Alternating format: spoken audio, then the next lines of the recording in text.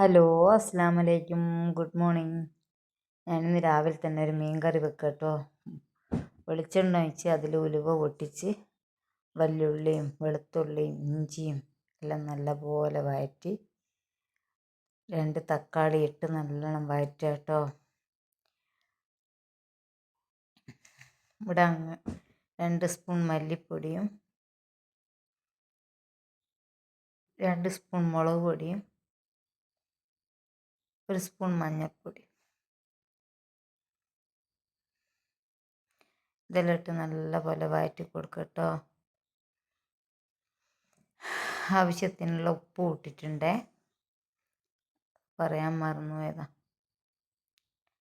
പിന്നെ വാളം പുളിയാട്ടോ ഇവിടെ യൂസ് ചെയ്യാറ്, അത് കുതിർത്തി വെച്ചിട്ടുണ്ട്. അത് നല്ലപോലെ പിഴിഞ്ഞൊഴിക്കുക കേട്ടോ. ഒരു നെല്ലിക്ക വലുപ്പത്തിലുള്ളത് എടുത്താൽ മതി. ഇനി നമുക്ക് പച്ചക്കായ കറി വെക്കണം.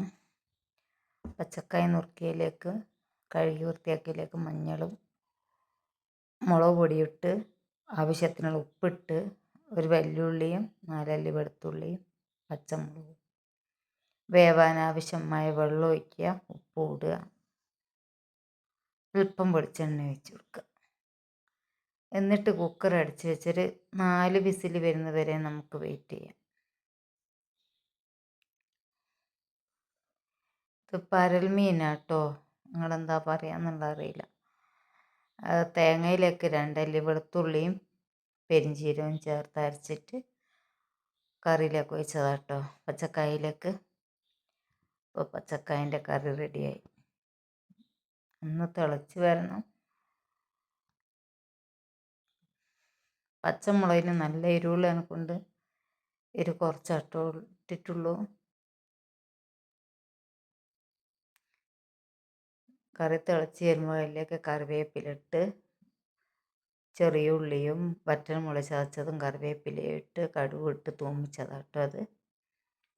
ഇനി നമുക്ക് മീൻ വെട്ടി വൃത്തിയാക്കി കൊണ്ടുവന്നതാ, അത് കറിയിലേക്ക് ഇടാം. ഇങ്ങനെ ഒന്ന് തിളച്ച് വരുമ്പോഴത്തേക്ക് വേവുന്ന മീനാട്ടോ, അത്രയും പതള് മീനാ, വേഗം അങ്ങ് കലങ്ങിപ്പോവും. ഇവിടെ ഫ്രഷ് മീൻ കിട്ടുന്നതിനെ മാത്രമേ മേടിക്കുള്ളൂ. അല്ലാതെ ഇഷ്ടം പോലെ ആൾക്കാർ കൊണ്ടുപോക്കുണ്ടേ, അവരോടൊന്നും മേടിക്കാറില്ല. ഇത് വെള്ളാപ്പത്തിൻ്റെ അരിയാട്ടോ. 2 കപ്പ് പച്ചരിയിലേക്ക് ഞാൻ എടുത്ത് വെച്ച ചോറാട്ടോ ഇട്ടത്. പിന്നെ ഒരു മുറി തേങ്ങ മിക്സിയിലിട്ടൊന്ന് ഒതുക്കിയെടുത്തതാണ്, ചിരകാൻ കൈയായിട്ട്, അതും ഇട്ടു.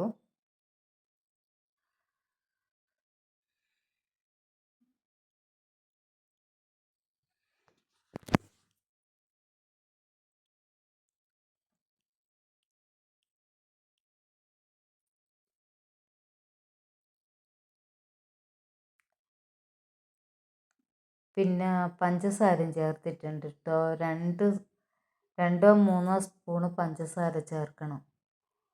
എന്നിട്ട് നല്ലോണം നമുക്ക് മയത്തിൽ അരച്ചെടുക്കാം.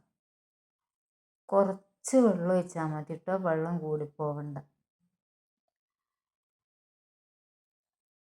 പഞ്ചസാര കേട്ടോ ചേർത്തത്, ഞാൻ 3 സ്പൂൺ ഇട്ടിട്ടുണ്ട്. മധുരം കൂടിപ്പോകുമെന്ന് വിചാരിക്കേണ്ട, മധുരമെല്ലാം അതെല്ലാം കറക്റ്റായിരിക്കും കേട്ടോ. മാവ് പുളിച്ച് പൊങ്ങാൻ പഞ്ചസാര നിർബന്ധമാണ്. പിന്നെ തേങ്ങാ വെള്ളവും പുളിപ്പിച്ച് ഒഴിക്കുക കേട്ടോ.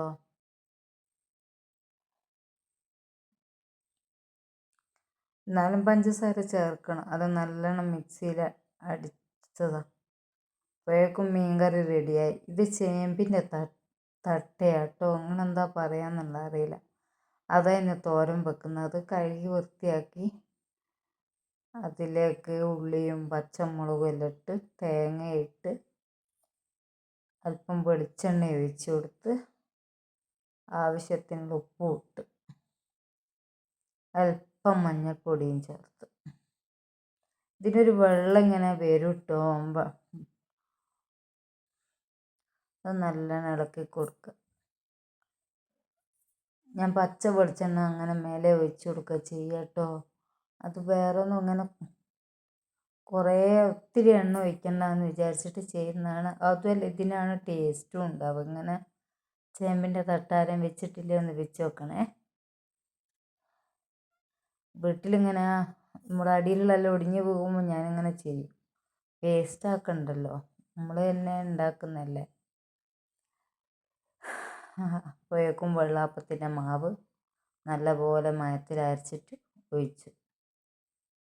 ഇപ്പം ഇന്നേക്കല്ല കേട്ടോ, നാളത്തേക്കാണ്. അപ്പോൾ അരച്ച് പുളിക്കാൻ വെക്കുകയാണ്. അരച്ചൊഴിച്ചിട്ട് 1 സ്പൂൺ കൊണ്ട് ഇളക്കി കൊടുക്കുക കേട്ടോ. അരച്ചതൊക്കെ കണ്ടോ, ചെമ്പിൻ്റെ തട്ടെല്ലാം വെന്തോ, ചോറ് റെഡിയായി. ചോറിന് വെള്ളം ഇട്ട് അരി ഇട്ടതാണ്. ഇനി കാണുന്നതൊക്കെ എനിക്ക് കഴുകി വെക്കാനുള്ള പാത്രം കേട്ടോ.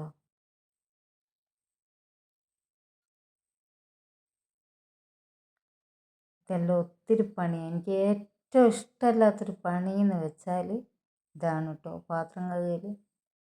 അത് വേറെ ആരും വരില്ലല്ലോ, നമ്മൾ തന്നെ കഴുകണ്ടേ. അപ്പോൾ അതെല്ലാം കഴുകി വെക്കണം. എന്നിട്ട് വീടെല്ലാം ഒന്ന് തൂത്ത് തുടക്കണം.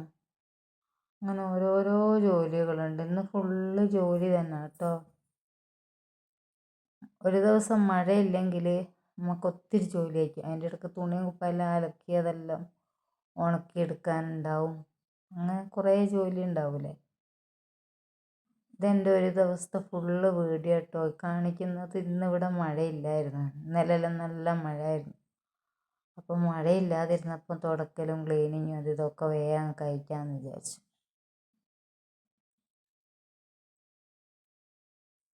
വേറെ എന്തൊക്കെയാണ് വിശേഷം? ഞാൻ ഗ്രീൻ പീസ് വെള്ളത്തിലിട്ട് വെച്ചാട്ടോ, നാളത്തേക്ക് മറന്നു വന്നതിന് വേഗം ഇട്ട് വെച്ചതാണ്. തുടച്ചതാണ്, തുടയെല്ലാം കഴിഞ്ഞു, ക്ലീനിങ് എല്ലാം കഴിഞ്ഞു, കറിയെല്ലാം റെഡിയായി, ചോറ് റെഡിയായി, തിന്നാൻ നോക്ക്. എല്ലാവരും എൻ്റെ ചാനൽ ഇഷ്ടപ്പെടുകയാണെങ്കിൽ സബ്സ്ക്രൈബ് ചെയ്യുക, ലൈക്ക് ചെയ്യുക, സപ്പോർട്ട് ചെയ്യുക. ഉപകാരപ്രദമാകുകയാണെങ്കിൽ എല്ലാവർക്കും ഷെയർ ചെയ്ത് കൊടുക്കുക.